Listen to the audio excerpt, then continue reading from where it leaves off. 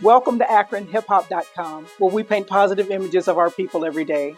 My name is Deborah Calhoun, and I teach at the Department of Pan-African Studies at Kent State University. And we are here today to build another brick in the library of legacy of Black books that everyone should have in their collection. Hey, Hiram, how are you today? You know, I'm pretty fair for a square. Listen, we have a good time. We in the building, and we've been promoting this thing for about a week, and we're all going to be together. Yes. Some books and everything. What are we talking about today? We are going to do some pictorial things, something different than the regular narration of the content of books, because I think a picture always says 1,000 words. We're looking at two journals today. One is called The Black Book, which is a collection of Black innovation, Black music, Black creativity, Black innovation from slavery to present day, or to 20th century, I should say. And then the other one is a little bit more somber.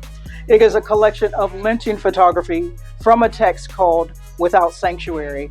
And this is significant in that it is a collection of photographs that were postcards sent in the U.S. mail up until 1967, until they outlawed the use and dissemination of these most graphic pictures.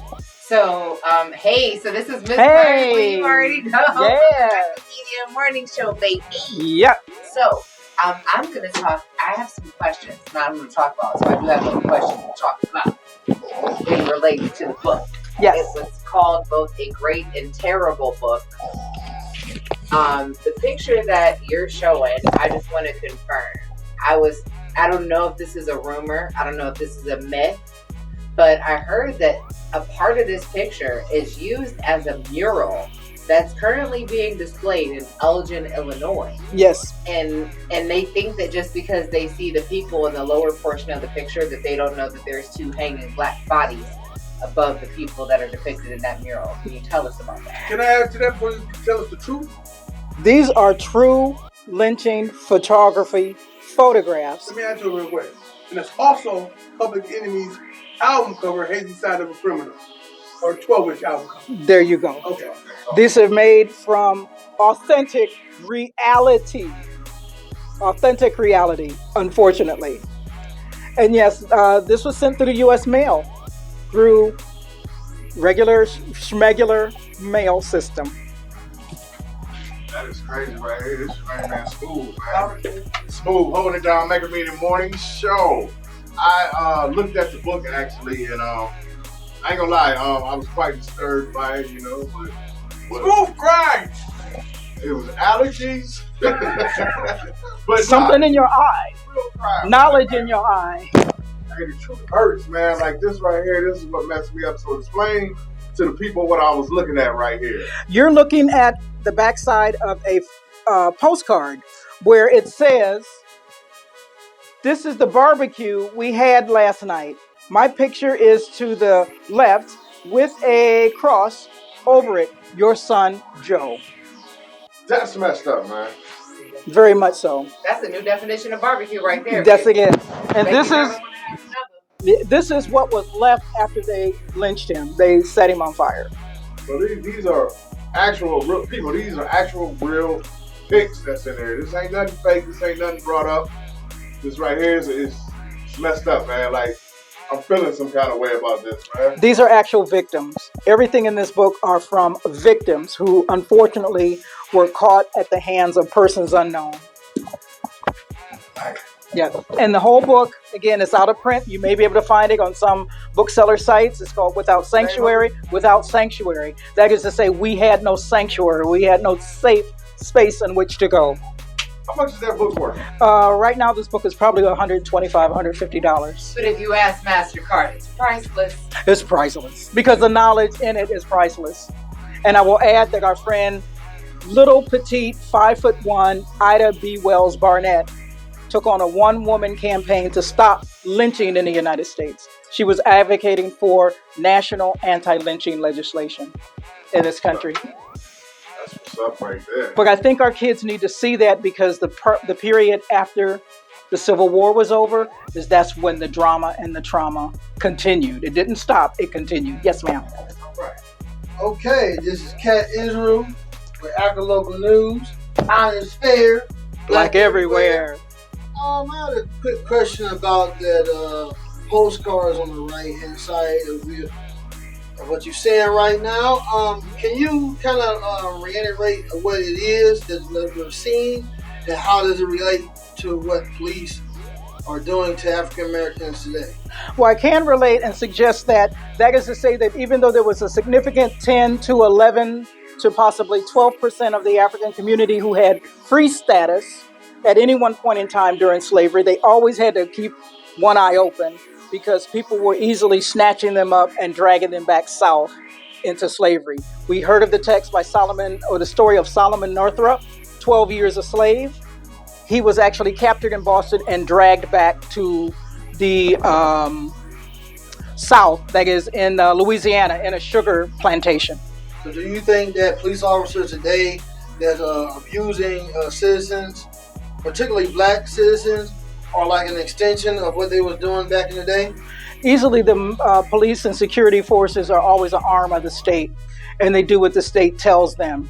So even though police might have right mind and right thinking and right training, the socialization that they trained and learned under says they do what the system tells them to do, and that is to apprehend dangerous black men, and women sometimes are lynched and dragged back to slavery as well. Okay. So you see it more not as a faction, but as a systematic problem. Because it's always a systematic problem, because this question of education and the police, we don't control the police, the state controls the police. And the police does what the state says. Do you see a combination of like legislation issues with policing, or you just think that they're independent operating within the system? You cannot legislate justice and peace. You have to have it from within. Yes! She put the book up. Listen, in the back of the book, it has some artifacts from our experience. Yes. Here in the wilderness of North America. And I wanted to talk about that. What am I looking at first? Black made inventions, baby. Oh, Black made inventions. Oh, this page right here? Yeah, speak on that right there. And yes. And speak on the history of that. We know that the plantations had to be self-contained. They had to have everything within so that they did not have to go without or outside of itself to purchase anything. We also know that slaves were procured from certain parts of Africa because of the knowledge that they had. In this case, we know the blacksmithing tradition, the anvil and the steel and hammering and making items was something that slaves brought with them, Africans brought with them as they were enslaved into the New World. So what you see here are pictures of a waffle iron. You see pictures of kettles and pots that are used for an hearth. You see scissors that were made for various types and stripes and purposes on the farm. And you also see, in some cases, gears. And gears, we know, as gears mesh together, they are used to pull weight, move weight, whether it's to lift cotton, move water from one point or the other. That is to say, we had some knowledge and expertise, because in order to create gears that mesh perfectly together to be part of a machine takes some knowledge and skill and know-how. And we had it on the plantation. Absolutely beautiful. We cannot thank you enough for imparting us with this level of knowledge, Professor Calhoun. This is knowledge that you can get in college, but we give it out for free here at the Metro Morning Show. You know what I'm saying? For free. If you didn't know, before there was patents, we were inventing. Right. Right? I will say the patent process goes further than slavery. If anyone has had Jack Daniels liqueur, we know that a slave made that recipe, and Jack Daniels profited from that ingenuity of that black man. Daggone it, they about to turn around and do the upside down in Lynchburg, Tennessee. Oh, yeah. You know what I'm saying? So give the people one more piece of something that they should take with them so they can carry it forth within their spirit. I would think that any of this information is free, because knowledge is free. Knowledge is power. When you empower oneself, you think and act and do independently, as Carter G. Woodson reminding us that we should do. And when you hear that from a professor that teaches in college, Pan-African studies, what's the word that we're supposed to be self-teaching and self-educating? Oh, autodidactic. Autodidactic. And we out. Peace.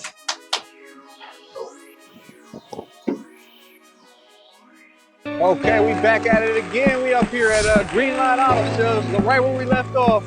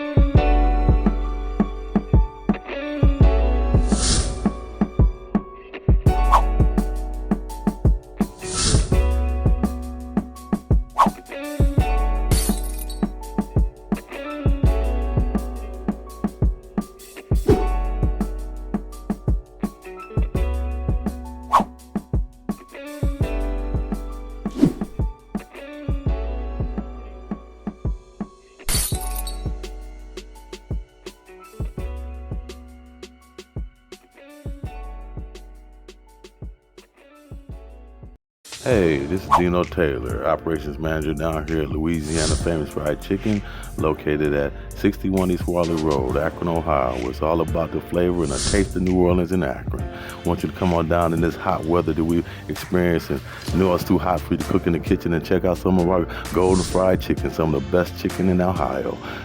We have combo meals, we have whole wings, wing dings. You can get your tenders, your smothered chicken sandwiches, gizzards and livers. Family meals for those that have a large family. We got the fish jumping off, perch, catfish, and whitefish, shrimp po' boys, and regular po' boys. We got our seafood gumbo and our chicken gumbo, assorted desserts. Just ask about our desserts and our beautiful customer service. We do curbside. You can come on in and you can experience the full service dining room. So just come on out and check us out down here, Louisiana Famous Fried Chicken.